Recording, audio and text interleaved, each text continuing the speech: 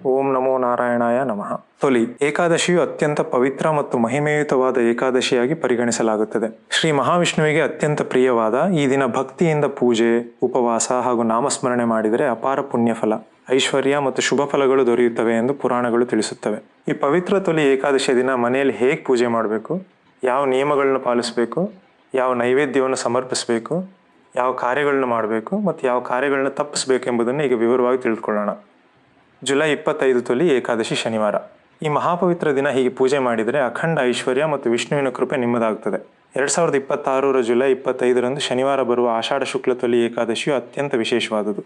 ಪ್ರತಿ ವರ್ಷ ತೊಲಿ ಏಕಾದಶಿಗೆ ವಿಶೇಷ ಮಹತ್ವವಿದ್ದರೂ ಈ ಬಾರಿ ಅದು ಶನಿವಾರ ಬಂದಿರುವುದು ಇನ್ನಷ್ಟು ಶುಭಕರವೆಂದು ಪರಿಗಣಿಸಲಾಗಿದೆ. ಶನಿವಾರವು ಶ್ರೀ ಮಹಾವಿಷ್ಣು ಹಾಗೂ ಶ್ರೀ ವೆಂಕಟೇಶ್ವರ ಸ್ವಾಮಿಗೆ ಅತ್ಯಂತ ಪ್ರಿಯವಾದ ದಿನ. ಅದೇ ದಿನ ಚಾತುರ್ಮಾಸ್ಯ ವ್ರತಗಳ ಆರಂಭವಾಗುವ ತೊಲಿ ಏಕಾದಶಿ ಬಂದಿರುವುದರಿಂದ ಈ ದಿನ ಮಾಡುವ ಪೂಜೆ, ಉಪವಾಸ ಹಾಗೂ ದಾನ ಧರ್ಮಗಳಿಗೆ ಅಪಾರ ಪುಣ್ಯಫಲ ದೊರೆಯುತ್ತದೆ ಎಂದು ಆಧ್ಯಾತ್ಮಿಕ ಗ್ರಂಥಗಳು ಹೇಳುತ್ತವೆ. ಪ್ರತಿ ವರ್ಷ ಆಷಾಢ ಮಾಸದ ಶುಕ್ಲ ಏಕಾದಶಿಯನ್ನು ತೊಲಿ ಏಕಾದಶಿ ಅಥವಾ ದೇವಶಯನಿ ಏಕಾದಶಿ ಎಂದು ಕರೆಯುತ್ತಾರೆ. ಈ ದಿನ ಶ್ರೀ ಮಹಾವಿಷ್ಣುವು ಯೋಗನಿದ್ರೆಗೆ ಪ್ರವೇಶಿಸಿ ಚಾತುರ್ಮಾಸ್ಯದ ಆರಂಭವಾಗುತ್ತದೆ ಎಂದು ಪುರಾಣಗಳು ವಿವರಿಸುತ್ತವೆ. ಆದ್ದರಿಂದ ಈ ಏಕಾದಶಿಗೆ ಅತ್ಯಂತ ವಿಶಿಷ್ಟವಾದ ಆಧ್ಯಾತ್ಮಿಕ ಮಹತ್ವವಿದೆ. ಈ ವಿಡಿಯೋವನ್ನು ಮುಂದುವರಿಸುವ ಮೊದಲು ಭಕ್ತಿಯಿಂದ ಓಂ ನಮೋ ಭಗವತೆ ವಾಸುದೇವಾಯ ನಮಃ ಎಂದು ಕಾಮೆಂಟ್ ಮಾಡಿ. ಶ್ರೀಹರಿಯ ಕೃಪಾ ಕಟಾಕ್ಷಗಳು ನಿಮಗೂ ನಿಮ್ಮ ಕುಟುಂಬಕ್ಕೂ ಸದಾ ಇರಲೆಂದು ಹಾರೈಸ್ತೇವೆ. ಈ ಪವಿತ್ರ ತೊಲಿ ಏಕಾದಶಿಯಂದು ಭಕ್ತಿ ಶ್ರದ್ಧೆಯಿಂದ ಶ್ರೀ ಮಹಾವಿಷ್ಣು ಅಥವಾ ಶ್ರೀ ವೆಂಕಟೇಶ್ವರ ಸ್ವಾಮಿಯನ್ನು ಪೂಜಿಸಿದವರಿಗೆ ಜೀವನದ ಅಡೆತಡೆಗಳು ದೂರವಾಗಿ ಕುಟುಂಬದಲ್ಲಿ ಸುಖ ಶಾಂತಿ ನೆಲೆಸಿ ಐಶ್ವರ್ಯ ವೃದ್ಧಿಯಾಗುತ್ತದೆ ಎಂಬ ನಂಬಿಕೆ ಇದೆ. ಭಕ್ತಿಯಿಂದ ತಮ್ಮ ಮನೋಕಾಮನೆಗಳನ್ನು ಸ್ವಾಮಿಗೆ ಅರ್ಪಿಸಿದರೆ ಅವರ ಅನುಗ್ರಹದಿಂದ ಅವು ನೆರವೇರುತ್ತವೆ ಎಂದು ಹಿರಿಯರು ಹೇಳುತ್ತಾರೆ. ತೊಲಿ ಏಕಾದಶಿಯಂದು ಹೇಗೆ ಸಿದ್ಧರಾಗಬೇಕು? ಈ ದಿನ ಬೆಳಿಗ್ಗೆ ಬ್ರಹ್ಮ ಮುಹೂರ್ತದಲ್ಲಿ ಎದ್ದು ಮನೆಯನ್ನು ಸಂಪೂರ್ಣವಾಗಿ ಸ್ವಚ್ಛಗೊಳಿಸಬೇಕು.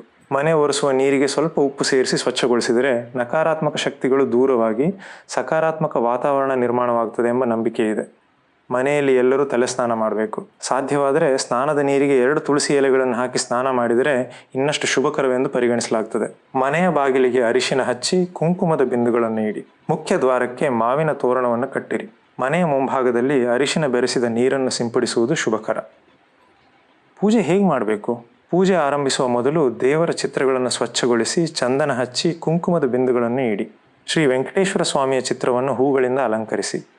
ಸ್ವಾಮಿಯ ಮುಂದೆ ತುಳಸಿ ದಳಗಳನ್ನಿಟ್ಟು ದೀಪಾರಾಧನೆ ಮಾಡಿ ಅಕ್ಕಿ ಹಿಟ್ಟಿಗೆ ಸ್ವಲ್ಪ ಹಾಲು ಸೇರಿಸಿ ಸಣ್ಣ ದೀಪವನ್ನು ತಯಾರಿಸಿ ಅದರಲ್ಲಿ ಎಳ್ಳೆಣ್ಣೆ ಅಥವಾ ಗೋಘೃತವನ್ನು ಹಾಕಿ ದೀಪ ಬೆಳಗುವುದು ಅತ್ಯಂತ ಶುಭಕರವೆಂದು ನಂಬಲಾಗಿದೆ. ದೀಪಕ್ಕೆ ಚಂದನ ಹಚ್ಚಿ 5 ಒತ್ತಿಗಳೊಂದಿಗೆ ದೀಪಾರಾಧನೆ ಮಾಡಿದರೆ ಮಹಾಲಕ್ಷ್ಮಿಯ ಕೃಪೆ ದೊರೆಯುತ್ತದೆ ಎಂಬ ನಂಬಿಕೆ ಇದೆ.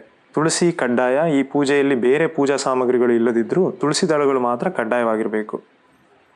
ತುಳಸಿ ಇಲ್ಲದೆ ವಿಷ್ಣು ಪೂಜೆ ಸಂಪೂರ್ಣವಾಗುವುದಿಲ್ಲ ಎಂದು ಶಾಸ್ತ್ರಗಳು ಹೇಳುತ್ತವೆ. ನೈವೇದ್ಯ. ಈ ದಿನ ಭಕ್ತಿಯಿಂದ ಸಿದ್ಧಪಡಿಸಿದ ಸಾತ್ವಿಕ ನೈವೇದ್ಯವನ್ನು ಶ್ರೀ ಮಹಾವಿಷ್ಣುವಿಗೆ ಸಮರ್ಪಿಸಿ. ವಿಶೇಷವಾಗಿ ಬೆಲ್ಲ, ಪಾನಕ, ಹಣ್ಣುಗಳು ಅಥವಾ ನಿಮ್ಮ ಪ್ರದೇಶದ ಸಂಪ್ರದಾಯದಂತೆ ತಯಾರಿಸಿದ ಪವಿತ್ರ ನೈವೇದ್ಯವನ್ನು ಅರ್ಪಿಸಬಹುದು. ವಿಶೇಷವಾಗಿ ಮಾಡಬೇಕಾದವು ಮನೆಯಲ್ಲಿ ಮಹಿಳೆಯರು ಕಾಲಿಗೆ ಅರಿಶಿನ ಹಚ್ಚಿಕೊಂಡು ಎಲ್ಲರೂ ಕುಂಕುಮ ಧರಿಸುವುದು ಶುಭಕರವೆಂದು ಪರಿಗಣಿಸಲಾಗುತ್ತದೆ. ಒಂದು ತೆಂಗಿನಕಾಯಿಯ ಮೇಲೆ ಅರಿಶಿನದಿಂದ ಸ್ವಸ್ತಿಕ ಚಿಹ್ನೆ ಬರೆದು ದೇವರ ಮುಂದೆ ಇಟ್ಟು ಪೂಜೆ ಮಾಡಿ ನಂತರ ಸಮರ್ಪಿಸಿದರೆ ಮನೆಗೆ ಐಶ್ವರ್ಯ ವೃದ್ಧಿಯಾಗುತ್ತದೆ ಎಂಬ ನಂಬಿಕೆ ಇದೆ. ಶ್ರೀ ವೆಂಕಟೇಶ್ವರ ಸ್ವಾಮಿಗೆ ತಾಂಬೂಲವನ್ನು ಸಮರ್ಪಿಸಿ ನಿಮ್ಮ ಮನೋಕಾಮನೆಗಳನ್ನು ಭಕ್ತಿಯಿಂದ ತಿಳಿಸಿಕೊಳ್ಳಿ. ಪೂಜೆಯ ಮುಕ್ತಾಯ ಮುದ್ದೆ ಕರ್ಪೂರದಿಂದ ಆರತಿ ನೀಡಿ ಓಂ ನಮೋ ಭಗವತೆ ವಾಸುದೇವಾಯ ನಮಃ ಎಂಬ ಮಂತ್ರವನ್ನು 11 ಬಾರಿ ಜಪಿಸಿ. ನಂತರ 5 ಪ್ರದಕ್ಷಿಣೆ ಮಾಡಿ ಸಾಂಬ್ರಾಣಿ ಧೂಪವನ್ನು ಸಮರ್ಪಿಸಿ ಪೂಜೆಯನ್ನು ಮುಕ್ತಾಯಗೊಳಿಸಿ. ಉಪವಾಸ ನಿಯಮಗಳು. ಈ ದಿನ ಸಾಧ್ಯವಾದಷ್ಟು ಉಪವಾಸ ಆಚರಿಸಿ. ಆರೋಗ್ಯ ಸಮಸ್ಯೆಗಳಿರುವವರು ಹಾಲು ಹಾಗೂ ಹಣ್ಣುಗಳನ್ನು ಸೇವಿಸುತ್ತಾ ಭಗವನ್ನಾಮ ಸ್ಮರಣೆಯಲ್ಲಿ ದಿನ ಕಳೆಯಬಹುದು. ಈ ದಿನ ಮಧ್ಯಾಹ್ನ ಹೆಚ್ಚು ಹೊತ್ತು ನಿದ್ರೆ ಮಾಡಬಾರದು ಎಂಬ ಆಚರಣೆ ಇದೆ. ಶನಿವಾರವಾಗಿರುವುದರಿಂದ ಗೋವಿಂದ ನಾಮಸ್ಮರಣೆ, ಶ್ರೀ ವೆಂಕಟೇಶ್ವರ ಸುಪ್ರಭಾತ ಅಥವಾ ವಿಷ್ಣು ಸಹಸ್ರನಾಮ ಪಾರಾಯಣ ಮಾಡುವುದು ಅತ್ಯಂತ ಶುಭಕರ.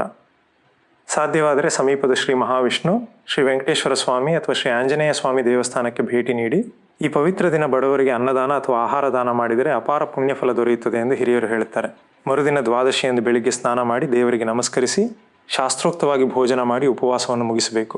ಈ ದಿನ ತಾಮಸಿಕ ಸ್ವಭಾವದ ಆಹಾರ ಪದಾರ್ಥಗಳನ್ನು ಸೇವಿಸದೇ ಇರುವುದು ಉತ್ತಮ. ತೊಲಿ ಏಕಾದಶಿಯ ಮಹಿಮೆ ಪುರಾಣಗಳ ಪ್ರಕಾರ ಮುರಾಸುರ ಎಂಬ ರಾಕ್ಷಸನನ್ನು ಸಂಹರಿಸಿದ ಪವಿತ್ರ ದೇವಿ ಶಕ್ತಿಗೆ ಶ್ರೀ ಮಹಾವಿಷ್ಣುವು ಏಕಾದಶಿ ಎಂಬ ಹೆಸರನ್ನು ನೀಡಿದನು ಎಂದು ಕಥೆಯಿದೆ. ಅಂದಿನಿಂದ ಈ ತಿಥಿಯು ವಿಷ್ಣುವಿಗೆ ಅತ್ಯಂತ ಪ್ರಿಯವಾದ ಪವಿತ್ರ ದಿನವೆಂದು ಪ್ರಸಿದ್ಧಿಯಾಯಿತು. ಈ ದಿನದಿಂದ ಶ್ರೀ ಮಹಾವಿಷ್ಣುವು ಕ್ಷೀರಸಾಗರದಲ್ಲಿ ಆದಿಶೇಷನ ಮೇಲೆ ಯೋಗನಿದ್ರೆಗೆ ಪ್ರವೇಶಿಸಿ 4 ತಿಂಗಳ ಚಾತುರ್ಮಾಸ್ಯವನ್ನು ಆರಂಭಿಸುತ್ತಾನೆ ಎಂದು ಪುರಾಣಗಳು ವಿವರಿಸುತ್ತವೆ. ಈ ಪವಿತ್ರ ದಿನ ವಿಷ್ಣು ಸಹಸ್ರನಾಮ ಪಾರಾಯಣ ಮಾಡುವುದು, ಕೇಳುವುದು ಹಾಗೂ ಗೋವಿಂದ ನಾಮಸ್ಮರಣೆ ಮಾಡುವುದರಿಂದ ಅನಂತ ಪುಣ್ಯಫಲ ದೊರೆಯುತ್ತದೆ ಎಂದು ಶಾಸ್ತ್ರಗಳು ತಿಳಿಸುತ್ತವೆ. ಭಕ್ತಿ, ವಿಶ್ವಾಸ ಮತ್ತು ನಿಯಮದೊಂದಿಗೆ ತೊಲಿ ಏಕಾದಶಿ ವ್ರತವನ್ನು ಆಚರಿಸುವವರಿಗೆ ಶ್ರೀ ಮಹಾವಿಷ್ಣು ಹಾಗೂ ಶ್ರೀ ವೆಂಕಟೇಶ್ವರ ಸ್ವಾಮಿಯ ಕೃಪಾಕಟಾಕ್ಷಗಳು ಖಂಡಿತವಾಗಿಯೂ ದೊರೆಯುತ್ತವೆ ಎಂಬ ನಂಬಿಕೆ ಇದೆ. ಈ ಪವಿತ್ರ ತೊಲಿ ಏಕಾದಶಿಯ ಸಂದರ್ಭದಲ್ಲಿ ಶ್ರೀಹರಿಯ ಅನುಗ್ರಹವು ನಿಮಗೂ ನಿಮ್ಮ ಕುಟುಂಬಕ್ಕೂ ಸದಾಕಾಲ ಇರಲೆಂದು ಹೃತ್ಪೂರ್ವಕವಾಗಿ ಹಾರೈಸುತ್ತೇವೆ. ಓಂ ನಮೋ ಭಗವತೆ ವಾಸುದೇವಾಯ ನಮಃ.